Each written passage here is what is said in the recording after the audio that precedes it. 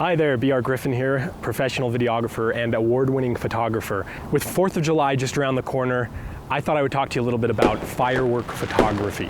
And I have this checklist here, and I'll leave a link in the description where you can get a free copy of this checklist, and you can print this out for yourself. It's nice to have, especially when you're in the heat of the moment and you're thinking, oh, what have I forgot?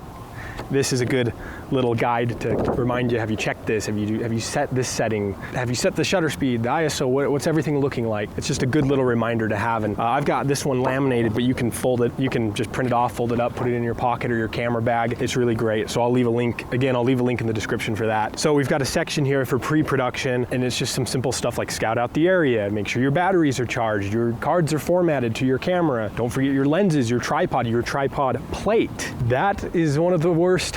I will admit that I have been on a shoot where I have thought of everything, I packed everything, except I'm missing a tripod plate. The one thing that will make or break the shoot.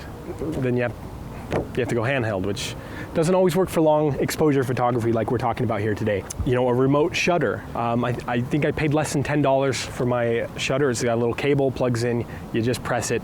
That will minimize camera shake. So really nice to have. If you don't have one of those, don't worry. Most cameras have the ability to go in and set a timer, like a 10-second timer. In this case, you really only need a 3-second timer. So you can just press it, let go, and then it will take the photo. Now, the nice thing about having the shutter is that you can put it in bulb mode and you can hold it down for as long as you want the shutter to be open. And that's really useful if you need a little more flexibility to just have like a 2-second shutter or a 5-second shutter and just hold it down for the duration of the firework. Gives you a little bit more control that way. Another thing that's nice to have is a flashlight or a headlamp. As I'll talk about in star and astrophotography, it's nice to have a red light that's not going to hurt anyone's eyes or be too distracting. Now, if you're going to go out and shoot star photography and astrophotography, I might invest in something like that. But when you're just going out shooting fireworks, you could use your phone. And I'm not even talking about the flashlight. You can just use the, turn the screen on, and that should be enough for you to be able to see what buttons you're pressing on your camera. So then we get to the section on actual shooting, the actual production. I recommend you set your camera to RAW. You can have RAW plus JPEG if you'd like, but I definitely recommend RAW because you're going to be able to have much more control over it in the final edit. With fireworks, I recommend starting with a low ISO. If you find that it's still too dark, then you can bump it up. I would set your aperture somewhere in the middle where it's nice and clear. So I recommend f8 to f11. And obviously you can have a little bit of flexibility there, but if you open it too much, your depth of field is going to be very shallow and it might be harder to focus on the firework. And that brings me to another point. I'd recommend, while it's daytime, pointing your camera at something far away as you can, so you can set your lens focus to infinity. Now, once you do that, then switch to manual. But keep in mind that while handling your camera or putting it in the bag and taking it out, you may accidentally bump the focus ring. So remember to keep things in focus while you're shooting the fireworks, because there's nothing worse than thinking it's in focus on this little tiny screen and then taking a look at your photos later and they're all out of focus. Now, if we're doing long exposure photography and it's a windy day, those fireworks are gonna drift a little bit. They may not seem that focused to begin with, but let's blame it on the wind and not on you not setting your camera to focus.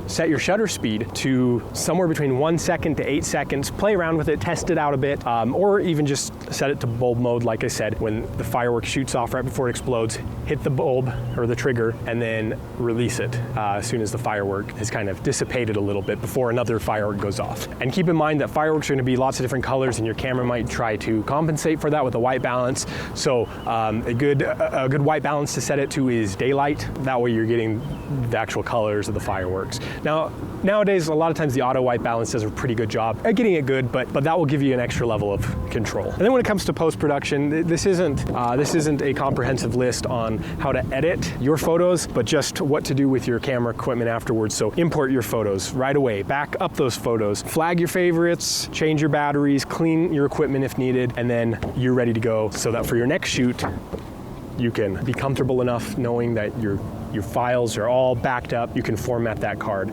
Now, I've seen checklists that use the format card at the end, and you can do that. The reason I put it at the beginning is because I use multiple cameras, or I have multiple equipment. As a videographer, I sometimes use SD cards for this camera, for the camera I'm recording with, for audio equipment. So I always like to format it to the device I'm using it for. So I always do that before going on a shoot. I don't know if you heard that. Firework. So I hope that was helpful. Again, I'll leave a link in the description for this free PDF that you can download and print. And I know today it was just me talking to the camera, telling you these things, but if you would like to go more in depth, I am developing a course right now that deals with long exposure photography, and it's designed for beginners in mind. And so it's going to take you from being a beginner to an expert photographer. And that course is really going to dive into long exposure photography. Then it's just going to touch the surface of other types of photography like macro photography.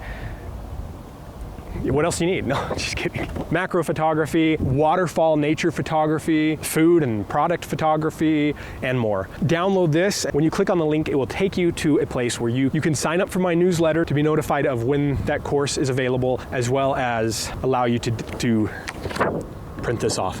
If you found that video helpful, well, another good thing to do, especially this time of year, still wool photography. So click the video popping up right now. So hurry and click it, because this video is going to end in 5, 4, 3, 2, 1.